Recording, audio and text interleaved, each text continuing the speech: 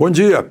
Tomara que não seja verdade, mas estão dizendo que Rodrigo Pacheco, presidente do Senado, vai retardar a apreciação pelo Senado, a votação definitiva do projeto de lei que dá paz no campo e na cidade, na questão fundiária, regulando ou regulamentando, esclarecendo, deixando bem claro o que diz a Constituição, no artigo 231, que diz que são indígenas, são dos povos indígenas as terras que eles ocupam tradicionalmente, né? Ocupam é presente indicativo, portanto é dia 5 de outubro de 1988, o dia que isso foi promulgado na Constituição, passou a valer.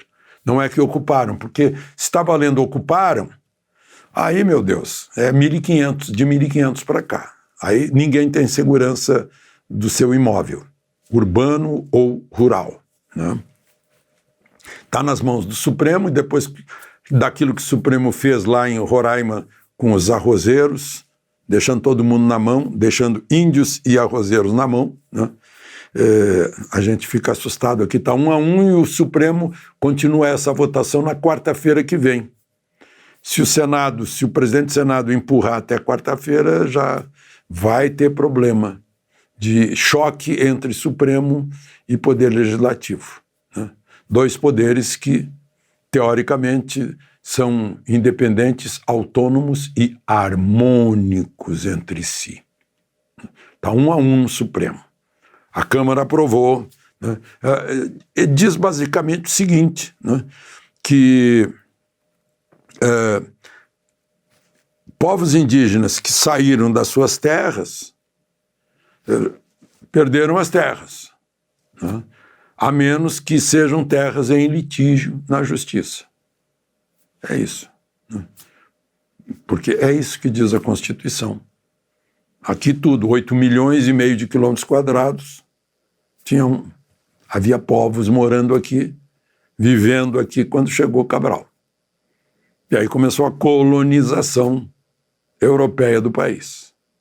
Depois veio gente da África e da Ásia, e de todos os continentes, se formou essa grande mistura maravilhosa que é o Brasil.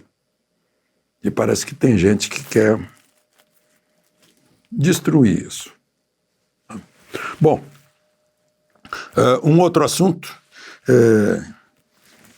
vejam só, eu estou vendo que em Bangladesh tem um prêmio Nobel da Paz envolvido, acusado por corrupção, metendo o dinheiro num fundo do trabalhador.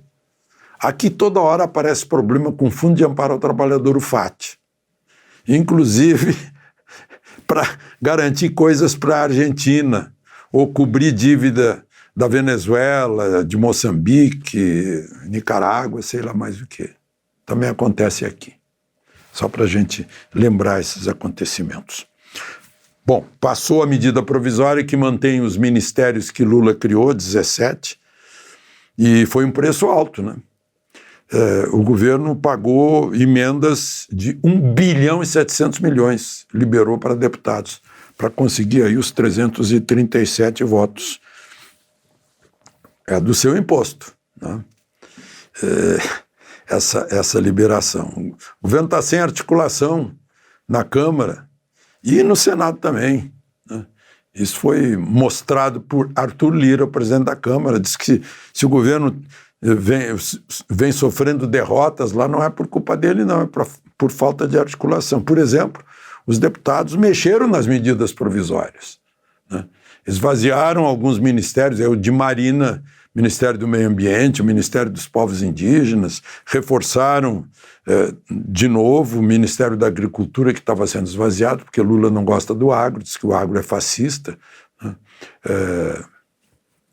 Mas, enfim, passou. Continuam, então, os 17 ministérios. E, por fim, o registro de que o advogado de Lula foi indicado por Lula para o Supremo. Ele faz 10 anos que defende Lula de todas as acusações que Lula tem recebido desde 2013. Ele era assistente do Batóquio, que foi presidente da OAB, que foi deputado do PDT, e a mulher dele é sócia dele escritório de advocacia, né? Fica estranho, né?